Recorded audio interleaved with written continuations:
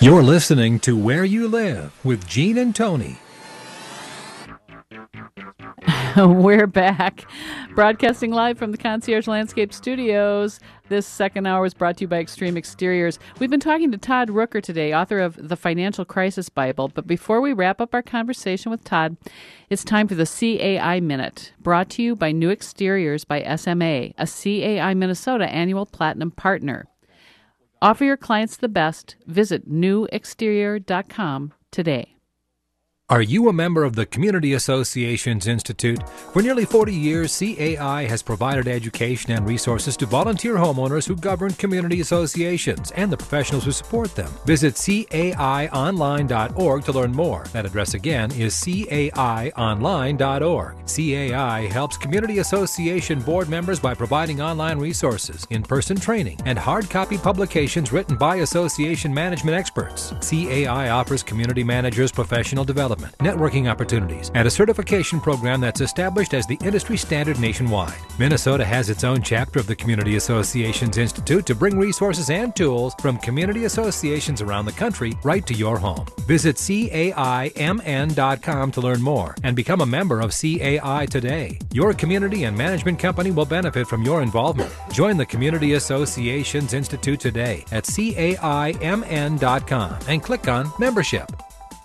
Todd, before the break, you were telling us about loan modification, the possibilities or the odds that we can get a loan modified. And Gene brought up the idea of transparency. Explain why the mortgage companies are so interested in getting all our financial information, or one of the reasons why, when they're considering a loan modification. Because they're going to make the best decision that suits them. You know, banks are not stupid. If you put forth that information, I described the different ways of foreclosure, one being judicial foreclosure where they can pursue deficiency, and one being a non-judicial where they cannot pursue deficiency once the share sale has taken place. If you put forth your information in an effort to get a loan modification and it is unsuccessful, you have just given the bank all the ammunition they need to foreclose in a judicial process whereby they can pursue it for the deficiency because they believe you have the capacity to repay all of the money. Because you've disclosed other assets to them in that process. So the thing to me that seems so insidious about this whole thing is that this is being promoted as a program to help you assist. There's nothing really here designed to assist the homeowner. You've got the bank on the other side who's not looking at you. They're only looking at what's going to best serve them themselves. Well, look, let me say this. First off, I represent the consumer, which means I could step on the other side of the table and represent the bank, and I'd have a totally different approach. And so, you know, that's a very good point. It is an important point. And yes. I want people to say, you know, if they're saying where's the personal responsibility and all those things. But having said that, look, you are at war with a bank. Your bank wants you to pay all the money. And if you don't have all the money to pay, make no mistake, you are going to war with that bank. And so obviously, when you're in that financial crisis, you have to be intelligent in what you do. The reason that the banks are not modifying loans, let's get real. If they're making money on foreclosures, all a bank has to do is to purposefully understaff the loan modifications. You know, hey, one person for 5,000 files, while simultaneously they're complying with the government program to be able to get the subsidies for foreclosures. I mean, let's get real. And banks know that when you provide that information, people say, well, it's not hard for me to show I'm in a financial crisis. Yeah, but that's because you've got a mortgage that's $3,000 a month.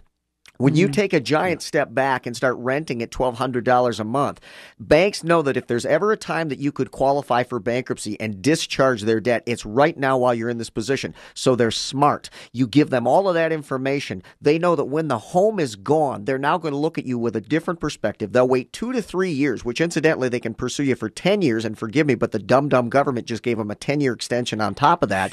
They'll wait 2 to 3 years until you take a big step back. Your monthly payments for rent go way down, and now when they come at you with 25% wage garnishments on your $50,000, $100,000 second mortgage that they're pursuing on, you couldn't qualify for bankruptcy even if you wanted to, and now they got you with a 25% garnishment. They hold back and give you the time to get back on your feet without the big house payment, and now they come at you. Holy cow. Man, well, you know why we shouldn't be surprised. Banks are in business to make money. They're Exactly. in business to make money for their stockholders and whatever, and for themselves. So if just because we made them our pet snake doesn't mean they're not still dangerous, correct? That's right. And so so people should not be going into this thinking, I'm going to be able to negotiate. You talked about if someone in all earnestness goes to their bank and say, well, I have about 6 more months where I can make payments, and then I can't. And therefore, I'd like to work this out now. Like you said, they know that. They're going to wait.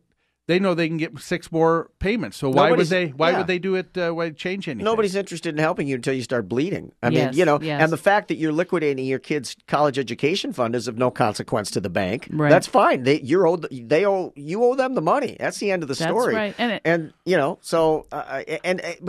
want to say the loan modification. You got to remember, if first of all, you got to know whether or not you're even in the sweet spot and you have a hope. Second of all, you don't build a strategy around something that statistically has a 95% chance of failure. You do that, but you have contingency A, B, and C backup if that doesn't work, and people don't do this. So you said there's maybe 1 or 2 people, 1 or 2% of people that are able to even do something. Who's the person that actually can do something with loan modification? Well, the person who fits within the formula. I mean, the person who says my mortgage payment is this, and it's within the mortgage company's capacity to modify that loan to that level. So and so, when a person has debt, okay, they're willing to do anything to keep the house, and they're hoping they get a loan modification. First of all, you do 31% of gross. Then you're also going to have to look at the interest rate. If I've got a $200,000 loan and I've got a 6% interest rate, well, I already know that each percentage of interest represents 1% of the principal balance in carrying costs. If each percentage point, as the difference between 5% and 6%, 1% is worth 1% of the $200,000 loan, that means each point is $2,000 divided by 12. If I do my 31% of gross and it now says I have to decrease $1,000 a month to make this a viable proposition, and I look at a $200,000 loan and I say they can modify, it's within their capability to go down 4 points, $2,000 each, $8,000 total, divide that by 12, that's $666 per month. Take that number against principal, interest, taxes, and insurance, and if that doesn't take the number down to where it needs to be for 31% of your gross income, you're not going to get a loan modification. It's not going to happen. Yeah. And that's one thing that's really helpful about your consultation, Todd, is that you can help people figure out if they're in that sweet spot. And if they're not, you can help them come up with contingency B and contingency C. Absolutely. Correct? And you've got to do that. I mean, you don't wait to pull the trigger on contingency plan B when you're being evicted out of the house. Right. You need to be prepared. You guys are in property management. How many times do people tell you, okay, I'm not one of those, folks who were screwed up my whole life. This happened because I was doing a modification, or my mortgage adjusted. So my mortgage payment was $1,500, went to $2,300, and then they come to you and they tell you that story, and you say, all right, well, listen, your credit is beaten up. I need first month's rent, last month's rent, and a $2,000 security deposit. $1,500 a month in rent, and they say, oh my God, that's $5,000 plus I got to pay to move. And you say, yeah, what's the big deal? And they say, well, I don't have any money. And you say, wait a minute, you said you could make payments at $1,500. As a matter of fact, you're willing to sign this lease at $1,500 a month. You haven't made a mortgage payment in 10 months. You ought to have $15,000. How can you have no money? Because they've not been preparing for anything. They were holding out hope that this one and only plan was going to work. And we are just running out of time, and we got so much we could cover. It's been such a great discussion. Todd, we've appreciated having you here with us these couple hours here this morning. But before we go, folks, if there's one thing you can do if you think you're in some financial difficulty, to prepare yourself, to begin to understand where you need to be. There's that one-day workshop coming up the 26th. 26th of February at the Ramada Mall of America. You can go to the website, moneymanagementsecretslive.com, or simply go to my website, ToddHelp.com, and you'll see it there. And that's a great website. Yes. Todd Help. Todd Help. That's right. And Todd, thanks so much for being part of the show today. My pleasure. Folks, thanks for joining us. Join us next Sunday on Where You Live. Until then, have a great rest of the Sunday, even with all the snow that's coming. We'll see you next week.